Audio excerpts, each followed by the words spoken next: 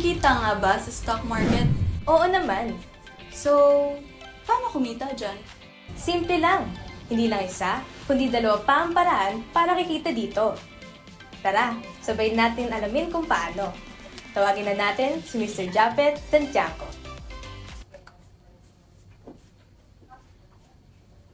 Dito? Okay. Okay na po. Okay na. Hello mga ka-Phil Stocks! Yes, simple lang talaga. Sabi nga ni Miss Louise, may dalawang paraan para kumita sa stock market. Una is yung tinatawag nating capital gains, at pangalawa naman is yung tinatawag nating dividends. Capital gains, ito yung mas kilala sa stock market. Ito yung tinatawag nilang buy low, sell high. So what you do here is you buy a stock at a low price and then you sell it at a high price. Now yung difference between the two, ito yung kita mo. Question, pwede ka bang bumili ng stock at a high price?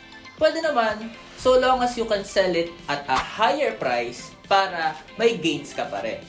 Next naman is dividends.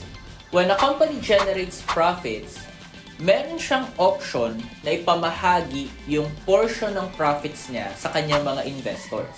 Ito yung tinatawag natin na dividends. Take note ha, companies are not obliged to pay dividends. Still, if a company religiously pays dividends to its investors, then it usually means that the company is already financially strong. Ngayon, hindi nyo na kailangang mahirapang maghanap ng dividend-paying companies. In fact, karamihan sa ating mga PSE Index members ay nagbibigay ng dividends sa kanilang mga investors. Si PSE, meron din siyang tinatawag na Dividend Yield Index, which is composed of companies that are known to be good dividend payers.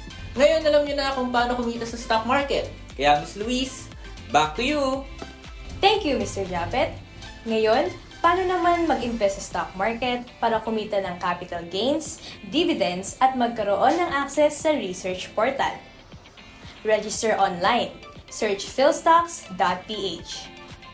Upload your valid ID and selfie for verification. And of course, fund your account online. Ganun lang kadali mga ka-PhilStocks.